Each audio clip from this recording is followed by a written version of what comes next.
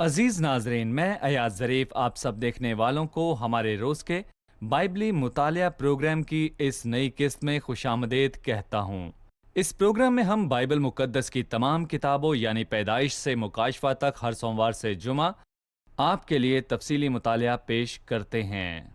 हम गिनती की किताब का मुतालिया कर रहे हैं जो शरीयत की किताबों में से चौथी किताब है, और आज हम इस किताब में से तीसरे और चौथे बाब का मुतालिया पेश करेंगे। गुज़िश्ता किस्त में हमने पहले बाब और दूसरे बाब का मुतालिया किया था और हमने जंग लड़ने वालों की पहली मर्दमशुमारी के बारे में बात की थी। फिर हमने खैमा इज्तिमा के इर्द गिर्द कबीलों की तरतीब के बारे में बात की थी, और आज की किस्त में हम तीसरे और चौथे बाब में लावियों के बेटों की खिदमत के बारे में बात करेंगे। लावी के बेटों की खिदमत की खसूसियात क्या हैं? लेकिन प्रोग्राम के बाकायदा आगाज से पहले मैं खुदा के खादिम डॉक्टर इसाम को स्टूडियोज में खुशामदीद कहूंगा। मैं बिल्कुल ठीक हूँ भाई, कैसे हैं आप? बहुत शुक्रिया भाई आपका। साथ ही हमारे दीगर मेहमानों को भी खुशामदीद। डॉक्टर इसाम, मैं सबसे पहले तीसरे बाब की चंद आयात पढ़ना चाहूंगा, फिर मैं आपसे सवाल पूछूंगा। और जिस रोज खुदावंद ने कोहे सीना पर मूसा से बातें की, तब हारून और मूसा के पास ये औलाद थी, और हारून के बेटों के नाम ये हैं, निदब जो पेलौठा था, और अभियू और अलीजर और इतमर, हारून के बेटे जो कहानत के लिए ममसू हुए और जिनको उसने कहानत की खिदमत के लिए मखसूस किया था, उनके नाम यही हैं। और निदब और अभियू तो जब उन्होंने दश्त सीना में खुदावंद के हजूर ऊपरी आग गुजरानी, तब ही खुदावंद के सामने मर गए, और वो बे औलाद भी थे। और अलीजर और इतमर अपने बाप हारून के सामने कहानत की खिदमत को अंजाम देते थे। और खुदावंद ने मूसा से कहा, लावी के कबीले को नज़दीक लाकर हारून काहिन के आगे हाजिर कर, ताकि वो उसकी खिदमत करें, और जो कुछ उसकी तरफ से और जमात की तरफ से उनको सौंपा जाए वो सब की खैमा इज्तिमा के आगे निगहबानी करे, ताकि मस्कन की खिदमत बजा लाएं। और वो खैमा इज्तिमा के सब सामान की और बनी इसराइल की सारी अमानत की हिफाजत करें, ताकि मस्कन की खिदमत बजा लाएं। और तू लावियों को हारून और उसके बेटों के हाथ में सपुर्द कर, बनी इसराइल की तरफ से वो बिल्कुल उसे दे दिए गए हैं, और हारून और उसके बेटों को मुकर्रर कर, और वो अपनी कहानत को महफूज रखें, और अगर कोई अजनबी नज़दीक आए तो वो जान से मारा जाए। लावी और उनकी खिदमत करने के बारे में बात करने से पहले उसने हारून और उसके बेटों के बारे में बात करना शुरू किया। रूहानी तौर पर यह जाना जाता है कि तारीखी तौर पर हारून के पास एक खिदमत है और लावियों के पास दूसरी खिदमत। बिल्कुल। यहाँ क्या तरतीब है? खुदा ने क्यों लावियों की खिदमत करने के बारे में बात करने से पहले हारून और काहिनों के बारे में बात की? आप क्या कहेंगे? जब से खुदा ने उन्हें मुल्क मिस्र से निकाला तो उसकी क्या सोच रही थी कि वो बियाबान में मेरे लिए इबादत करें और ईद मनाएं। सही। खुदा के फजल का इरादा यही था कि लोगों के दिलों को इबादत के लिए करीब लाया जाए। सही। और काहिनों का काम क्या है? वो इबादत करें और कुर्बानियां पेश करें और लोगों को खुदा के करीब लाएं। पस लावी उनकी मदद करेंगे, और इसीलिए शायद कहानत के काम का जिक्र भी पहले किया गया। जी। हमने गुज़िश्ता एक साथ में जिक्र किया होगा कि किताबों की तरतीब में अहबार की किताब गिनती की किताब से पहले आती है, और अहबार की किताब इबादत और गिनती की किताब खिदमत और सफर के बारे में बात करती है। ये इलाही सोच है। बस अगर इलाही सोच ऐसी है तो फिर फितरी मेयार ये है कि इलाही मकसद को पहले रखा जाए, फिर जो इलाही मकसद को पूरा करेगा बाद में आएगा। सही। जब वो हारून की बात करता है तो किसकी तरफ इशारा करता है? जब कहानत की तरफ आता है। जहां भी हम कहानत के बारे में पढ़ते हैं और खास तौर पर सरदार काहिन के बारे में, तो हमारा एक ही सरदार काहिन है, और वो हमारा यीशु अल मसीह है। सही। और ये वाज़ेह है कि ये सब एक फ्रेम की तरह है जो आंख को एक ही शख्स की तरफ ले जाता है। ठीक है, इसीलिए उसने हारून के बारे में बात की और फिर लावियों के बारे में। खिदमत में मसीह की जगह हमारे किरदार से पहले आती है। मसीह अपना मनसब संभालता है। बिल्कुल। पहली बात, मैं हैरान हूं कि खुदा ने लावी के कबीले का इंतखाब कैसे किया, अगरचे लावी के कबीले या खुद लावी के कबीले की बुरी तारीख है। पैदाइश 49 में पढ़ते हैं कि उसने और शमाउन ने क्या किया, यहाँ तक कि याकूब की बरकत के बारे में बात करते हुए कहता है, जुल्म के आले उनकी रिहाइश गाह में हैं। रिहाइश गाह में। बस जिसके बारे में यूं कहा गया था कि उसे कैसे खैमा इज्तिमा के करीब आने और उसकी निगहबानी के लिए चुना गया था। जी, इंसानी जिम्मेदारी और फजल की जगह में यही फर्क है। मतलब पैदाइश के 34वें बाब में शमाउन और लावी ने क्या किया? उन्होंने खतरनाक काम किया। उनके बाप ने उनसे कहा कि तुमने मुझे मुल्क के बशिंदों में कुढ़ाया। वो उसे नीचा दिखा सकते थे, और यही था जो हो रहा था। बस उसके बाप ने जो कहा, फितरी तौर पर लावी किसी चीज का मुस्तहिक नहीं था, जैसा आपने कहा कि जुल्म के आले उनकी रिहाइश गाह में हैं, और आखिर में उसने कहा कि जब वो इकट्ठे हों तो मैं उनकी नस्ल में नहीं बैठ सकता। मेरी जान, तसव्वुर उनके करें, ये मशवरा में उनका शरीक ना बाप हो। है, ये उनके बाप की सही। गवाही है, ये किसी अजनबी की गवाही सही। नहीं। लेकिन फजल कुछ और करता है जो बिल्कुल खूबसूरत है। मिसाल के तौर पर जब मिलाकी की किताब के दूसरे बाब में खुदावन ने लावियों के बारे में कहा कि उसने उससे वादा किया कि उसके साथ मेरा अहद जिंदगी और सलामती का था, और मैंने उसे जिंदगी और सलामती इसलिए बख्शी कि वो मुझसे डरता रहे, परहेजगारी के लिए अहद और सलामती और मेरे नाम से जी। तरसान रहे। वो शख्स जो नाइंसाफ था, जो खौफ नहीं जानता। यहाँ हम उसके बारे में पढ़ते हैं, मेरे नाम से तरसान रहा, और पढ़ते हैं कि सच्चाई की शरीयत उसके मुंह में थी। ऐसा शख्स सच्चाई को कैसे जान सकता है? और फजल यही तब्दील करता है, ये ऐसे शख्स को लाता है जो नाइंसाफ है, और ये उस शख्स में खुदा का खौफ डालता है और उसके मुंह में खुदा की सच्चाई को डालता है। पूरी बाइबल और अपनी शख्सी कहानी में हम ये देखते हैं कि हम क्या हैं। हम ना इंसाफ हैं और हर एक अपनी राह को फिरा, लेकिन जब फजल लाता है तो उसे एक नया मखलूक बनाता है। लोगों की नाकामी और गद्दारी के वाक़े में जब उन्होंने हारून के बनाए हुए सोने के बछड़े की उन्होंने पूजा की, बिल्कुल। तो क्या इसमें लावी कबीले का कोई किरदार था? क्या उन्होंने लोगों के साथ मिलकर उस बछड़े की पूजा की, या वो खुदा की तरफ से थे? उसकी बुनियाद पर क्या उसका कोई मुस्बत किरदार है जिसकी वजह से खुदा ने उसका इंतखाब किया? मेरा ख्याल है कि ये एक इलाही नुक्ता है। जब मूसा पहाड़ से नीचे आया जी। तो उसने उन लोगों को देखा जो हारून को बरहना कर चुके थे, और हारून लावियों के कबीले से था। सही। चुनांचे हारून ने लोगों को बरहना कर दिया, और हम देखेंगे इसके बाद मूसा ने खुद कहा कि जो जो खुदावन की तरफ है वो मेरे पास आ जाए, और इसके बाद बाइबल कहती है कि तमाम बनी लावी उसके पास जमा हो गए। सही। बस ये वाज़ेह है कि जो कुछ हुआ था उन्होंने उसके खिलाफ सही। मुखालफाना रवैया अपना लिया, क्योंकि वो नाराज थे। फिर उसने उनसे कहा कि अपनी तलवार लटकाए, अपने साथियों, भाइयों और पड़ोसियों के खिलाफ जाओ और इस मामले में रहम ना करो, क्योंकि उन्होंने सही। खुदावंद की तौहीन की है। और मेरा ईमान है कि उन्होंने ऐसा किया, ये इलाही काम का मैं नतीजा अपने है। लिए एक अमली सबक निकालना चाहता हूँ। ये वाज़ेह है कि यहाँ वफादारी का एक वाज़ेह वाक़या है। उस कबीले ने अपने आप को पूरे खैमे की नापाकी से अलग कर लिया, और वो मूसा के पास गए और उससे कहा, हम उसके साथ मुत्तफिक नहीं, बिल्कुल। जो सोने के बछड़े के वाक़े में हो रहा है। और फिर खुदा ने उन्हें खिदमत का हुक्म दे दिया। इसमें से मैं सबक सीखना चाहूँ। बहुत दफ़ा हम देखते हैं कोई खुदा के काम और खिदमत में अपनी इज्जत रखना चाहता है, और वो यहाँ वहाँ खिदमत ना करने की वजह से खुदा से नाराज़ होता है। और फिर जब आप उसकी ज़िंदगी में देखते हैं, उसमें ईमानदारी और खुदा के सामने परहेजगारी को नहीं देखते। कुछ और चीज़ें भी हैं जिनके बारे में हमें जानना बहुत ही ज़रूरी है, लेकिन इसके बारे में बताइए। सबसे पहले ये आया कि मैं उसका बनूं और वो मुझे इस्तेमाल करे। और पहले हमने लावी की तकदीस के बारे में पढ़ा और उनकी खिदमत के बारे में। बस उन्हें खास जगह पर होना होगा जी। जो उन्हें दी गई, और फिर वो अपनी खिदमत करते हैं। और अगर एक आदमी का ताल्लुक खुदा से नहीं तो वो खिदमत की कुव्वत कहाँ से हासिल करेगा? और अगर खुदा जिंदगी में जाहिर नहीं होता तो मैं तवानाई कहाँ से लाऊंगा? मैं एक खुदा को पेश कर रहा हूँ, ये कोई लेक्चर नहीं है। सही। जो ऐसा नहीं करता वो खुदा से भरा नहीं। वो खुदा को पेश नहीं कर सकता इससे पहले कि वो किसी को इस्तेमाल करे। इससे पहले उसका खुदा से मामूर होना बहुत जरूरी है, चाहे उसे इसकी किसी भी हाल में कोई भी कीमत अदा करनी पड़े। किसी ने कहा है कि खुदा को फर्क नहीं पड़ता कि बर्तन सोने का है या फिर चांदी का, वो मट्टी के बर्तन को भी इस्तेमाल कर सकता है, बिल्कुल। मगर उसे इस बात से फर्क पड़ता है बर्तन साफ है या नहीं। सही। बर्तन कोई भी हो खुदा इस्तेमाल कर सकता है, लेकिन बर्तन अगर सही। सोने का भी हो और वो गंदा हो तो वो इस्तेमाल नहीं करता। हम एक छोटे से वक्फे के बाद दोबारा हाजिर होंगे।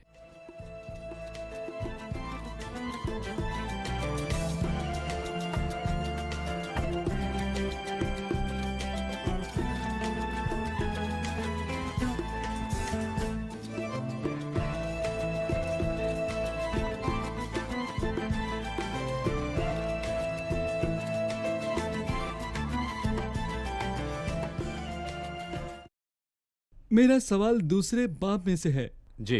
हमने पढ़ा कि हर कबीला अपने झंडे के साथ या नीचे खड़ा होता था। क्या ये झंडे एक जैसे थे या इनमें कोई फर्क था? जी डॉक्टर एहसान, बेशक इनमें फर्क होना लाजमी है, क्योंकि ये मुख्तलिफ झंडा है। यहूदा का झंडा बिल्कुल फर्क था, रोबन के झंडे से मुख्तलिफ था। ये अफराइम से मुख्तलिफ है, ये दान से मुख्तलिफ है, और इसी वजह से हर कोई अपने झंडे की जगह को जानता था और साथ था।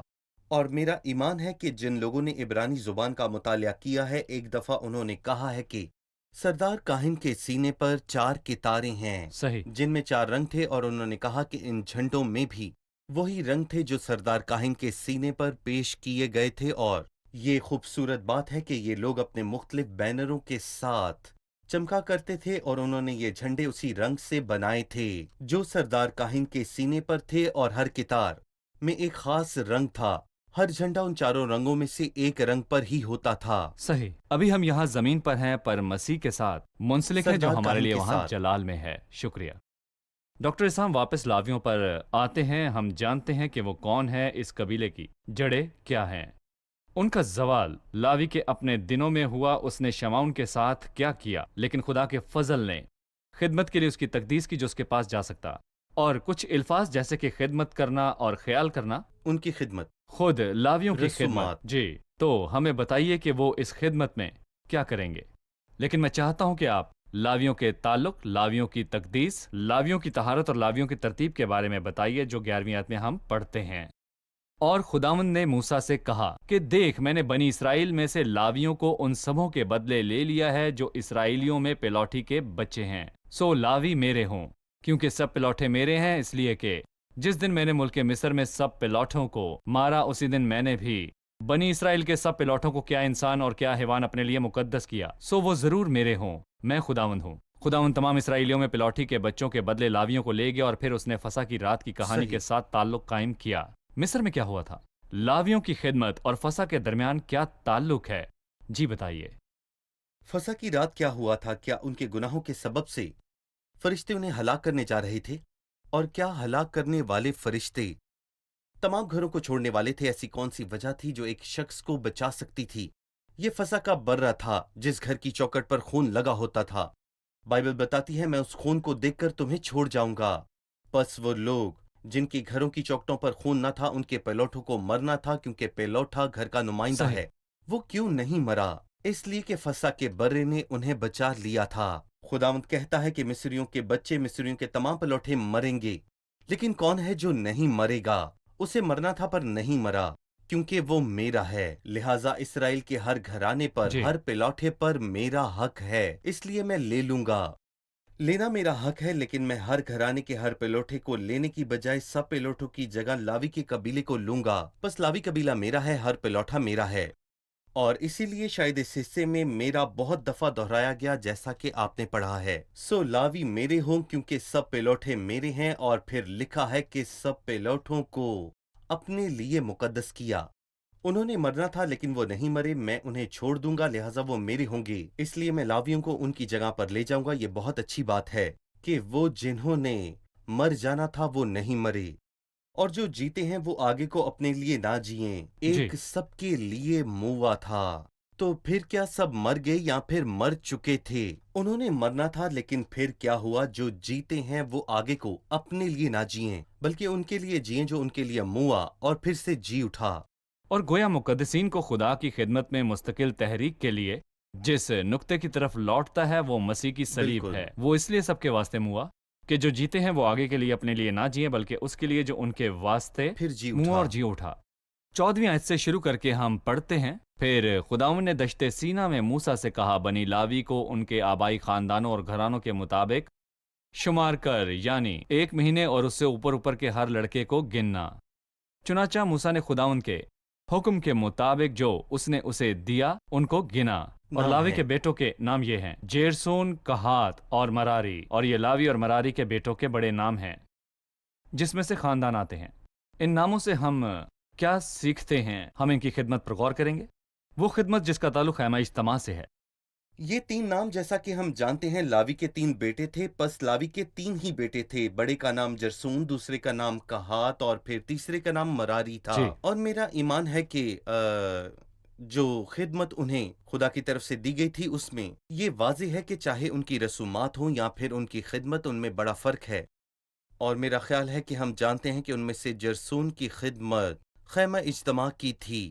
इससे पहले कि हम उनकी खिदमत की नौयत के बारे में बात करें, क्या इन नामों के मानी में हमारे लिए कोई सबक मौजूद जी, है? बिल्कुल कहात और सही। जैरसून का क्या मतलब है?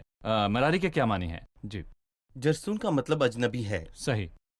और उसकी जिंदगी की बुनियाद उसके नाम पर ही थी। जी। एक अजनबी की जिंदगी वो क्या ले जाता है? खैमा इज्तिमा। वो खैमा इज्तिमा का पर्दा उठाया करता था।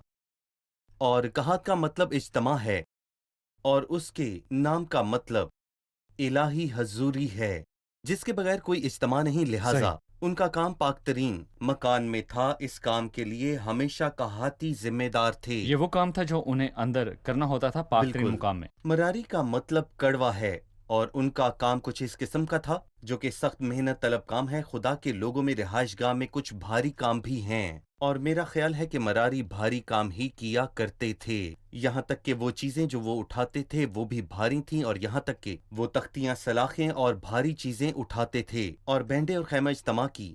اور میرا ایمان ہے کہ ان کا نام بتاتا ہے کہ خدا تقسیم کرنے میں کتنا زبردست ہے کیونکہ ناموں کے حساب سے انہیں خدمت دی گئی. لہٰذا ہم کہہ سکتے ہیں کہ ان 3 ناموں کا روحانی طور پر ایمانداروں کے کام پر اطلاع کر سکتے ہیں. بالکل. کیا ایماندار مختلف اجنبی ہے؟ اقسام. جی، ایماندار اجنبی ہے. جیرسون کا یہی مطلب ہے. زمین پر ہمیں خاص وقت کے لیے ہیں. ایماندار اپنی خدمت میں تکلیف اٹھاتے ہیں اور وہ مسکن کے تختے اٹھاتے ہیں اور یہ مراری کا مطلب ہے. ایمانداروں کو خدا تک رسائی کا حق حاصل ہے اور وہ خدا کے مقدس معاملات کا خیال رکھتے ہیں اور یہ کہات ہے اجتماع. لہٰذا یہ 3 نام ایمانداروں کی خصوصیات اور زمینی خدمت کے بارے میں بات کرتے ہیں. مجھے ان 3 ناموں کی ذمہ داریوں کے بارے میں بتائیے اور یہ بھی کہ ہم ان سے کیا سبق سیکھتے ہیں. تو جیرسون کیا اٹھاتا تھا اور ہم روحانی طور پر اس سے کیا سیکھتے ہیں؟ جرسون پردے، خیمے اور وہ سب کچھ جو کپڑے کا ہے جی، لے جاتا تھا. خیمے میں وہ سب کچھ. خیمے میں وہ جو کپڑے کا ہے. جی، وہ سب جو کپڑے کا ہے، وہ سب کپڑے جو خیمے میں ہیں انہیں خوبصورت رنگوں کے ساتھ لے لہٰذا جاتے وہ تھے. کتان جو باہر کی طرف تھا. ان سب لہٰذا کا وہ اور کتان جو خیمے باہر کا کی طرف تھا، بیرونی پردہ بیرونی صحن اور کا پھر دروازہ. بیرونی صحن کا دروازہ. جی، اندرونی خوبصورت پردہ تخس کی کھالیں اور پھر اس کے بعد آتا ہے ڈھانپنے والا پردہ. اور میں یہاں بتانا چاہوں گا کہ یہ سبھی کام جرسون کے کام تھے. یہ بیرونی ظاہری شکل ہے اور اس کا کچھ حصہ تخس کی کھالوں کی طرح تقویت دیتا ہے اور اس کا ایک حصہ بیرونی شکل دیتا ہے اور ایک حصہ خیمے کی اندرونی خوبصورتی دکھاتا ہے. صحیح. اور کہات پاک ترین مکان اور مقدس چیزوں کے پاس کام کرتا تھا جنہیں کوئی چھو نہیں سکتا.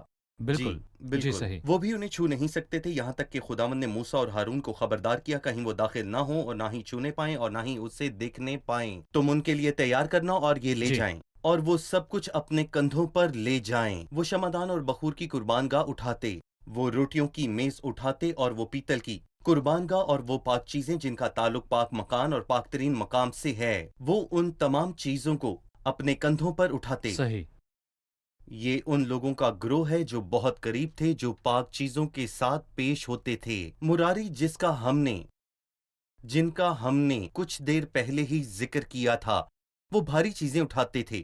اور یہ بھاری چیزیں کون سی تھیں؟ بھاری چیزوں میں لکڑی کے تختے ستون اور شامل تھے. بینڈے اور ستون شامل تھے اور رسیاں اور میخیں اور سب بھاری چیزیں شامل تھیں. یہ مراری کا کام تھا لیکن خدا نے بڑی تفصیل سے ہر چیز کا خوبصورت منصوبہ بنایا تھا. اور پھر ہم بعد میں دیکھیں گے کہ کوئی بھی چیز لے جانے کے عمل سے باقی نہ رہی. صحیح. ہم خدمت اور ان کے الہی کردار کے بارے میں پھر بات کریں گے. بالکل. ابھی ہم ایک وقفہ لیں گے اور اس کے بعد دوبارہ حاضر ہوں گے.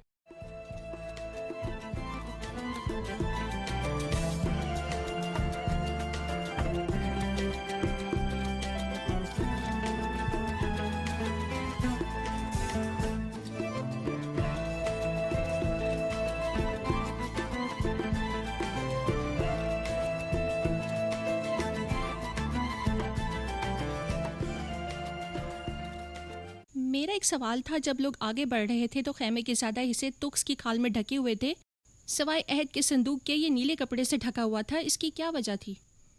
جی. وہ بخور کی کھال میں لپٹے ہوئے تھے. بخور کی کھال خوبصورت نہ تھی لیکن وہ دونوں طرف سے بہت پائیدار تھی. پس خدا کی خدمت اور خدا کے لوگ جب چل رہے ہوں تو ضروری نہیں کہ لوگوں کی نظر میں ان کی قدر اور ان کی عزت بہت زیادہ ہو. صحیح. لہٰذا ان کی طرف کوئی ایسی نظر ڈال سکتا ہے جیسے کہ وہ محض تخس کی کھالیں ہوں. لہٰذا عہد کا صندوق جو مسیح کی طرف اشارہ کرتا ہے وہ لازمی طور پر نیلے کپڑے سے ڈھانپا ہونا چاہیے الہی سفر کے دوران. اور اگرچہ کہ وہ غریب ہیں پر آسمانی سفر ان کے درمیان ہے. جی. اور یہ آسمانی سفر ان غریب لوگوں میں واضح ہے جو دوسروں سے حقیر سمجھے جا سکتے ہیں. ٹھیک ہے، شکریہ. لیکن صندوق مکمل طور پر مختلف تھا. یہ مسیح کی یہ شخصیت مسیح کی نمائندگی زندگی کی کرتا ہے. نمائندگی نیلا کرتا رنگ ہے. علامت ہے. نیلا رنگ آسمان کی طرف اشارہ ہے. صحیح. ڈاکٹر احسان، جب ہم واپس لاوی کے بیٹوں کے خاندان پر جاتے ہیں اور آپ نے ان میں سے ہر ایک کی خدمت کا ذکر کیا، جیرسون درست. کیسے خدمت کرتا تھا، کہات کیسے خدمت کرتا تھا اور مراری کیسے خدمت کرتا تھا، جی اگر اب میں ان کرداروں پر نظر ڈالوں تو میں کیا کہوں گا؟ مبارک ہے وہ جو कहातियों की खिदमत सर अंजाम देता है क्योंकि वो लोग बिल्कुल। खैमा इज्तिमा के अंदर मौजूद तमाम चीज़ों के करीब थे। शमादान, बखूर की कुर्बानगाह और वो सब जो खैमा इज्तिमा के अंदर था। लेकिन मरारी के बच्चों में से कोई जिसके पास भारी काम है, जो तख्ते, बैंडे और सतून और भारी चीज़ें उठाते हैं, वो जी। भारी चीज़ें जो उन्हें तकलीफ देती और थका वो देती सख्त हैं। जान है। जी, हो सकता है उनमें से कोई इसे पसंद ना करता हो कि इस कबीले में लोग थकते हैं और दूसरे कबीले में लोग थकते नहीं, वो आराम करते हैं और बहुत कुछ सारी मेहनत करने के बाद सब कुछ दूसरे ही ले जाते हैं और हम थके ही रह जाते हैं। क्या खुदा उन्हें छोड़ देता है जो किसी की मदद किए बगैर काम करते हैं, या उन्हें जो बगैर किए काम बहुत सा माल बटोरते हैं? ऐसा मुमकिन नहीं। शायद बाद में हम देखें कि उन्हें मदद फराहम की गई जो ज्यादा चीजें उठाते और सख्त काम करते थे। उनकी खिदमत के साइज के मुताबिक गैर मामूली मदद दी गई, क्योंकि खुदा ना इंसाफ नहीं कि किसी को वो खिदमत दे जो वो करने के काबिल नहीं। ऐसा नहीं हो सकता। वहां उनके लिए मदद मौजूद थी और मुझे उम्मीद है कि हम देखेंगे जो सख्त काम करते थे वो बहुत ज्यादा थे, और जब मैंने पढ़ा तो हैरान हो गया। वो उसे उठाकर 2 दिन तक चल सकते थे, और खैमे के बनने और फिर उखाड़ने का अमल बादल पर मुनस्सर था। इस तरह के बड़े खैमे को 2 दिनों में उखाड़ा कैसे जा सकता था? और वो लोग जो खैमे में मुख्तलिफ खिदमतें सर अंजाम देते थे, उनकी तादाद 8,580 थी। ये लावी हैं जो 30 साल से ऊपर हैं। बस ये हैरान कुन नहीं कि 8,580 लोगों के मुख्तलिफ किरदार और मुख्तलिफ खिदमतें थीं, लेकिन खुदा ने उन्हें मुनासिब तौर पर खिदमतें सौंपी थीं, और खुदा ने हर चीज के लिए मंसूबा बनाया। मिसाल के तौर पर किसी के लिए तेल ले जाने का मंसूबा। क्या ये लिखा है तेल ले जाने का मंसूबा? तो जी हाँ, लिखा है।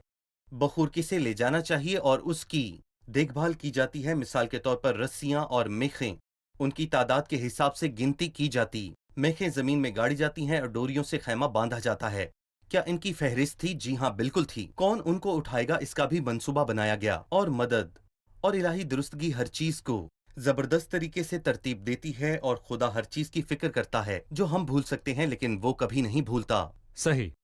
बस खुदा की खिदमत में किरदारों की तकसीम का इन्हिसार खुदा पर है, लेकिन यह भी अहम है कि हर कोई एक चीज नहीं करता, नहीं। लेकिन हर किसी का अपना काम है। बिल्कुल बहुत सारे मेंबर्स, बहुत सारा काम, लेकिन वो सबको एक साथ जोड़ता है, वही सर है। सही। मरारी के बेटों के बारे में मैं आपसे बात करना चाहता हूँ। मरारी के बेटे जो पहले तख्ते उठाते थे, हमने खरूज की किताब में खैमा इज्तिमा के मुताले के दौरान सीखा था कि तख्ते ईमानदारों की नुमाइंदगी करते हैं जो खैमे की तश्कील करते बिल्कुल। हैं। बस तख्ते अपनी हालत में जी। अपने फर्द में ईमानदारों की नुमाइंदगी करते हैं, और वो जो तख्तों का काम उठाने का काम करता है। मैं पूछना चाहूंगा कि इसका क्या मतलब है कि मरारी के बेटे खैमे के तख्ते उठाते हैं? जी। खुदा के लोगों की दुखों में फिक्र करना और उनका दर्द बांटना खिदमत नहीं। ये मुकद्दस चीजों की बराह रास्त खिदमत नहीं, लेकिन कुछ लोगों का काम है। खुदा लोगों को कुछ जी। खास जज्बात और खास तवानाई और ज़हनी सलाहियतों के साथ तैयार करता है, इस काबिल बनाता है कि वो मसले का हल करें, और वो जो दिल बर्दाश्ता हैं उनकी मदद करें और उनको उठाएं। अगर उनकी मदद ना की गई तो वो आगे नहीं बढ़ पाएंगे, और खुदा उन्हें उठाने के लिए किसी को भेजता है। ये बिला वजह है कि वो तख्तों को छोड़कर संदूक को उठाएं, लिहाजा खुदा उन्हें उठाने के लिए किसी को भेजता है। और जैसा कि आपने जिक्र किया है कि खुदा उन्हें बड़ी मदद फराहम करता है जो बहुत सी चीजें उठाते हैं। खुदा उन्हें जज्बाती तवानाई देता है जो उन्हें काम के लिए चाहिए।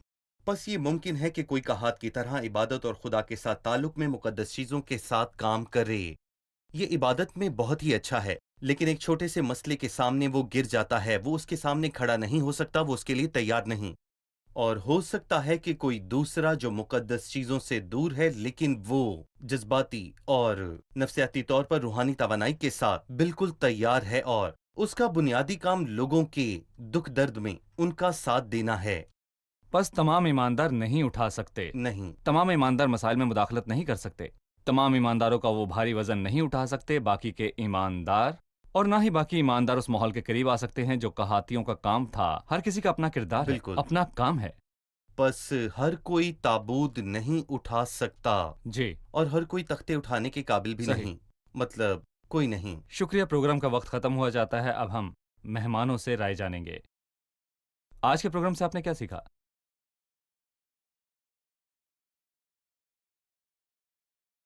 ہم نے یہ سیکھا ہے کہ ہمیں پہلے خود کو پاک کرنا اور خداوند کی خدمت کرنی ہے، لہٰذا ہم پہلے خداوند سے بھر سکتے ہیں اور پھر ہی ہم لوگوں کو دکھا سکتے ہیں اور پھر خداوند کی طرف دوبارہ لوٹیں گے۔ خداوند کی خدمت سے زیادہ خوبصورت کوئی چیز نہیں، پر اس کے ساتھ خداوند کی خدمت مشکل ہے، آسان نہیں، کیونکہ اس کے لیے ایک شخص کی پوری لگن اور پاک زندگی درکار ہے تاکہ وہ دوسروں کی خدمت کر سکے پورے ایمان کے ساتھ۔ ہم نے لاویوں کی تاریخ کے بارے میں جانا ہے، یہ کس قدر مشکل تھی، جیسے یعقوب نے پیدائش 39 میں بیان کیا، ان کی تلواریں ظلم کے ہتھیار ہیں، اے میری جان ان کے مشورہ میں شریک نہ ہو، لیکن ہم ان میں فضل کے کام کو دیکھتے ہیں، جیسا کہ ہم ان کے بارے میں ملاکی اس کے 2 باب میں پڑھتے ہیں۔ خدا نے ان کے بارے میں گواہی دی اور کہتا ہے اس کے ساتھ میرا عہد زندگی اور سلامتی کا تھا۔ شکریہ، خدا آپ کو برکت دے۔ ڈاکٹر احسام آپ کا بہت بھی شکریہ، شکریہ۔ خدا آپ کو برکت دے۔ عزیز ناظرین، آج کی قسط میں ہم نے سیکھا ہے کہ لاوی کے بیٹوں کو خدمت کا حکم دینے سے پہلے بائبل ہارون اور ہارون کے بیٹوں کے بارے میں بات کرتی ہے، اور ہم نے سیکھا کہ جب یہ کہانت کی خدمت کے لیے ہارون کے بارے میں بات کرتی ہے تو یہ مسیح کی شخصیت کے بارے میں بات کرتی ہے۔ پس جب ہمارا ایک بڑا سردار کاہن ہے جو آسمانوں سے گزر گیا، یعنی خدا کا بیٹا یسوع، بس مسیح کے خادموں کا ذکر کرنے سے پہلے مسیح کا ذکر ہے۔ لاوی کے بیٹوں کے بارے میں بات کرنے سے پہلے اس نے ہارون کے بارے میں بات کی، اور مسیح کی منسٹری میں ہر ایک کی خدمت ہوتی ہے جس کا خدا نے خود حکم دیا، کیونکہ خداوند ہی ہے جو ہم سب کو اپنی حکمت اور خود مختاری کے مطابق خدمت دیتا ہے۔ وہ اس خدمت کو تقسیم کرتا ہے جیسے اس نے لاوی کے بیٹوں کے لیے کیا۔ جیرسون کی اپنی خدمت تھی، کہات کی اپنی خدمت تھی، اور مراری کی اپنی خدمت تھی، لیکن وہ کسی بھی خادم کو مدد کے بغیر نہیں چھوڑتا۔ ہر خادم کے پاس کام کو پورا کرنے کے لیے مدد کا حصہ ہوتا ہے۔ زمین پر قابل احترام کام خداوند کی خدمت کرنا ہے، عبادت میں اس کی خدمت کریں، بھائیوں کی خدمت میں خداوند کی خدمت کریں۔ جب آپ اپنے بھائیوں کو ساتھ لے کر جاتے ہیں اور اپنے بھائیوں کے لیے دعا کرتے ہیں تو آپ مراری کے بیٹے ہیں جو خیمہ گاہ کے تختے لے کر جاتے ہیں۔ آپ مبارک ہیں اگر آپ خدا کی خدمت کیے بغیر اور بغیر فکر کے کرتے ہیں۔ بس میرے عزیز بھائیوں، ثابت قدم اور قائم رہو اور خدا ان کے کام میں ہمیشہ بڑھوتی دیتے رہو، کیونکہ یہ جانتے ہو کہ تمہاری محنت خداوند میں بے فائدہ نہیں ہے۔